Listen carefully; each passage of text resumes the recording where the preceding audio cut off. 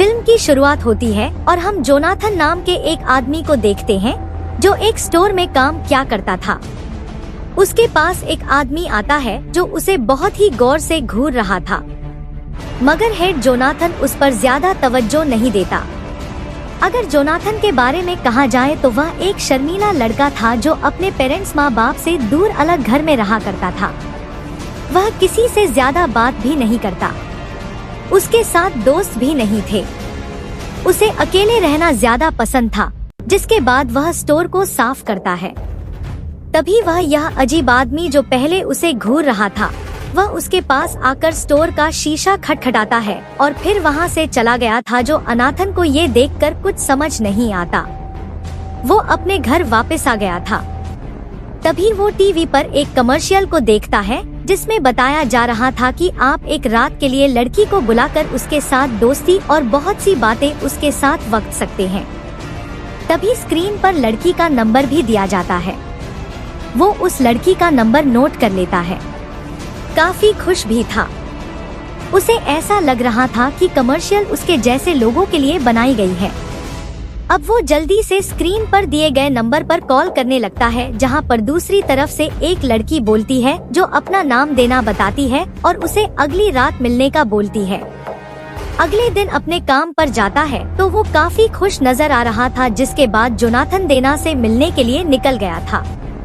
वो डेना को उसके बताए हुए पते पर से अपने साथ ले लेता है, जहां पर वो एक घर के बाहर खड़ी थी। ये दोनों एक होटल में खाना खाने जाते हैं। डीना के सामने जोनाथन को काफी शर्मा रही थी। जोनाथन उसे अपने घर ले आया था, जहां पर नाकर वो पहले डेना का स्केच बनाता है। तभी डीना उसका ध्यान अपनी तरफ करने लगती है। इतनी खूबसूरत थी कि जोनाथन भी अपने आप को रोक नहीं पाई था। जब सुबह होती है तो जोनाथन अपने बेड पर अकेला था। डेना वहां से गायब थी। ये बात जोनाथ को काफी अजीब लगती है। वो जल्दी से अपने स्टोर पर जाता है और सारी बात अपनी ओनर मालिक को बताता है, जो उसका अच्छा दोस्त भी था। वो ये सब बातें सुनकर हंसने लगता है। जोनाथन उसको बताता है कि कल रात से मेरे जिस्म पर अजीब से जलन हो रही है। मुझे कुछ समझ नहीं आ रहा कि आखिर मेरे साथ हुआ क्या है। उसका ओनर कहता है, देखो मेरी बात मानो, तुम्हें डॉक्टर के पास जाना चाहिए, क्योंकि पता नहीं मुझे क्यों लगता है ये इन्फेक्शन आहिस्ता आहिस्ता तुम्हारे जिस्म भी फैल सकता है। जोनाथन अपने डॉक्टर के पास आता है और खुद को चेक करवाता है। डॉक्टर उसके जिस्म के हिस्से का कुछ टेस्ट करते हैं जिधर इन्फेक्शन हुआ था और कहते हैं कि इसका जल्द आने में 2 दिन लगेंगी। इतने तुम ये क्रीम लगाओ जिससे तुम्हें आराम आ जाएगा। जोनाथन हॉस्पिटल से बाहर आकर फिर से डीना को कॉल करने लगता है, मगर उसका नंबर बंद आ रहा था। वो उसके घर के पास जाता है, जहां पर से उसने डीना को अपनी गाड़ी के अंदर बैठाया था। उतार जाकर उसे ये पता चलता है कि ये तो डीना का घर था ही नहीं, क्योंकि वहां पर कोई और आदमी था। वो कहता है, ऐसा कैसे हो सकता है? कल रात ही तो मैंने यहाँ से डीना को लिया था। जोनाथन को उस आदमी की बात पर अभी भी यकीन नहीं आ रहा था, इसीलिए वो खुद उसके घर के अंदर झांकने लगा था।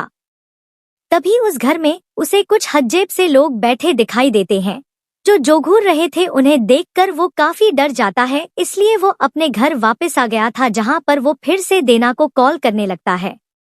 इस बार डीना का नंबर एक आदमी ने उठाया था और कहता है कि किसी डीना का नंबर नहीं है और आइंदा यहाँ पर कॉल मत करना।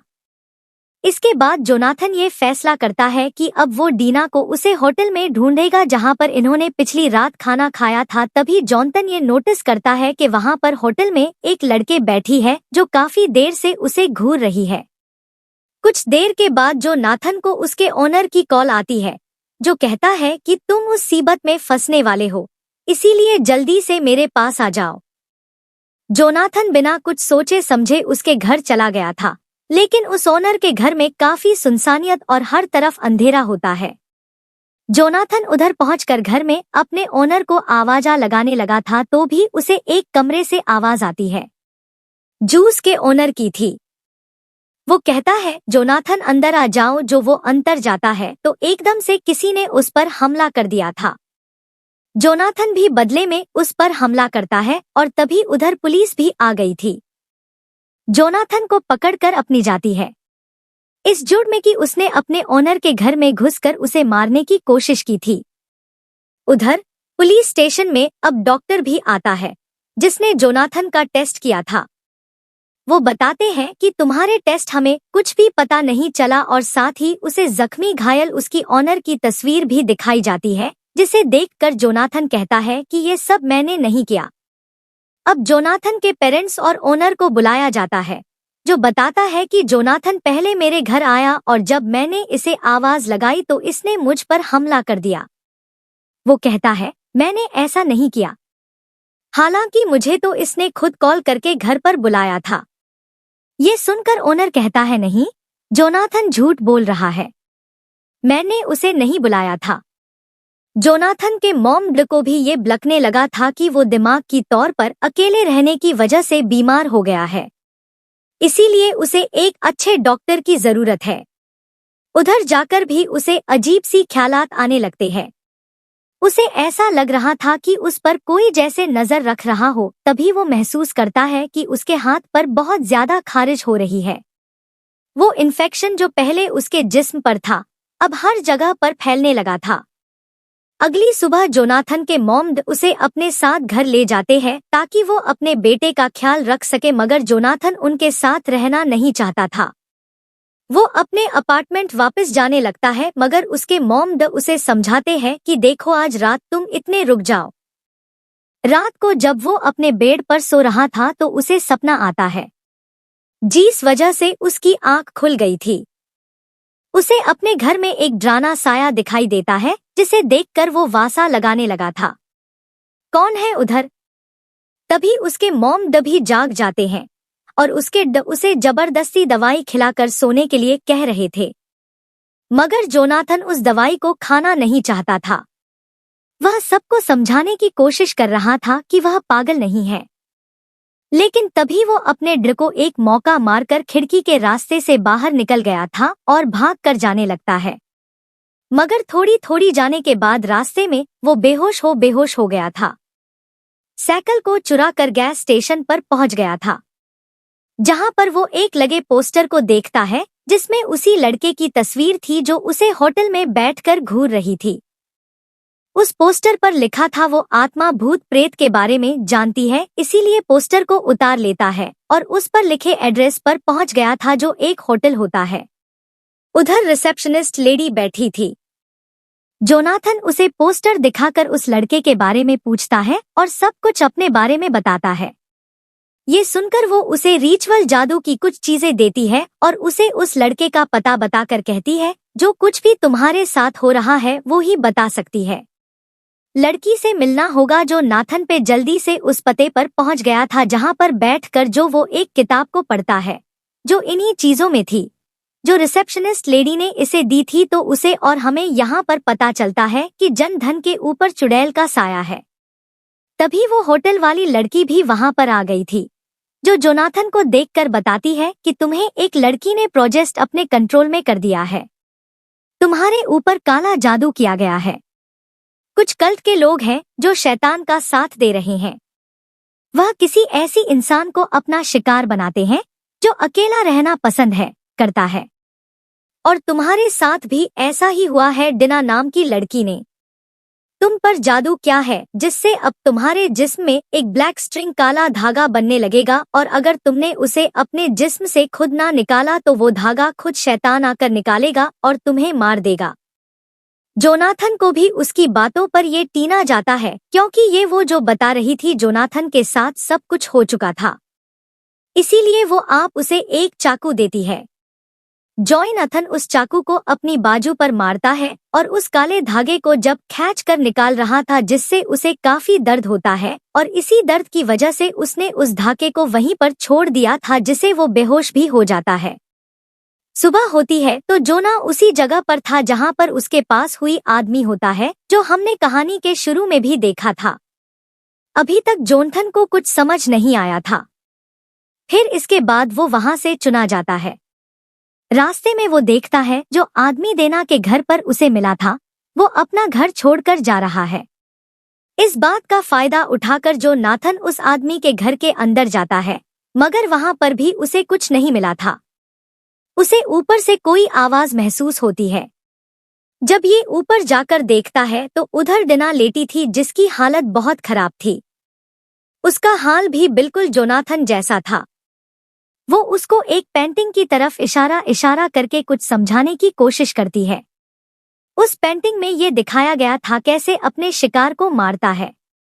दरअसल ये कल था जो डेविल की पूजा करते थे और कमजोर लोगों को अपना शिकार बनाकर शैतान के लिए उनके जिस्म ब्लैक स्ट्रिंग काले धागे को पैदा किया करते, और डेविल शैतान फिर उस आदमी को मारकर अपनी भूख मिटाता है। और उन लोगों ने पहले डिनर को अपना शिकार बनाया, और जब डिनर जोनाथन से मिली उस पर भी इन सब चीजों का असर होने लगा। उस कल्ट के लोग घर में वापस आ गए हैं, इसीलिए वो अपने साथ एक चाकू लेकर वहां से भागने लगता है। वो लोग उसके सामने आ गए थे और उसे पकड़ने की कोशिश करते हैं, मगर जोनाथन उनको चाकू दिखाकर अपनी साइकिल लेकर भाग जाता है। अब वो अपने ओनर के पास आ गया था और आकर उसे सारी सच्चाई बताता है, जो सुनकर कहता है, मुझे नहीं लगता जोनाथन तुम जो भी कह रहे हो सच है। तुम पागल हो गए हो। वो पुलिस को कॉल कर देता है। कुछ ही देर में पुलिस भी उसे पकड़ने आ गई थी, जो पुलिस वालों को भी पागलों की तरह सारी सच्चाई बताता है, मगर कोई भी उसका यकीन करने को तैयार नहीं था। वो उसे अपनी साथ ले गए थे। कुछ दिन के बाद जोनाथन को मेंटल असाइलम में शिफ्ट कर दिया जाता था, क्योंकि सबको ये लगता था कि उसके दिमाग की हालत बिगड़ चुकी है।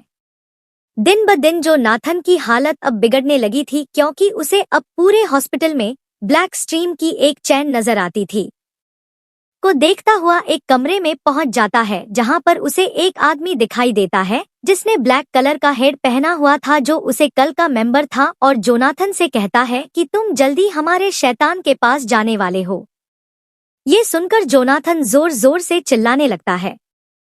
जब हॉस्पिटल का एक आदमी उसके पास आता है तो वो देखता है उधर कोई भी नहीं था। फिर जनता नहीं था जो केला चिल्ला रहा था, वो जो को अपने साथ लेकर आराम करने का कहता है। जब कुछ देर के बाद हॉस्पिटल के सभी लोग अपने कामों में मशरूफ हो जाते हैं तो जोनाथन हॉस्पिटल से भागने की कोशिश करता है, पर तभी हॉस्पिटल वालों ने उसे देख लिया था। वो उसे पकड़ लेते हैं और उसे एक इंजेक्शन लगाकर बेहोश कर देते हैं। जब उसे होश आता है तो अब उसके हाथ पांव बंधे हुए थे। तभी वो अपने पास आता हुआ शैतान को देखता है, जो दिखने में काफी खौफनाक था। वो जोनाथन के ऊपर आकर उसके जिस्म से ब्लैक स्ट्रिंग कोट निकालने लगता है, जिससे जोनाथन बहुत तड़प रहा था और ऐसे ही दर्द में तड़पते हुए उसकी मौत हो जाती है। जब सुबह को नर्स उसके कमरे में जाती है तो जोनाथन को मरा हुआ देखकर डर गई थी, क्योंकि उसकी हालत बहुत बुरी थी। उसने चिल्लाकर सभी को वहां पर बुला लिया था। जोनाथन के हाथ में वही चाकू होता है जो उसे उस लड़के ने दिया था, जिसने इसे डेविड शैतान की सच्चाई बताई थी और कल के लोगों के बारे में बताया था। बेचारे का किसी ने यकीन नहीं किया और बेमौत मारा गया। फिर हमें इसी कहानी में एक और लड़की दिखाई जाती है, जो रोड पर खड़ी लिफ्ट मांग रही थी। तभी हम गाड़ी के अंदर उसे कल्ट के लोगों को देखते हैं, जिन्होंने डीना के घर पर भी कब्जा किया हुआ था। वो उस लड़के को गाड़ी में बिठाकर वहां से ले जाती है। इसका मतलब उन कल्ट के लोगों का अगला शिकार ये लड़की थी। फिल्म की कहानी भी यहीं पर खत्म हो जाती है।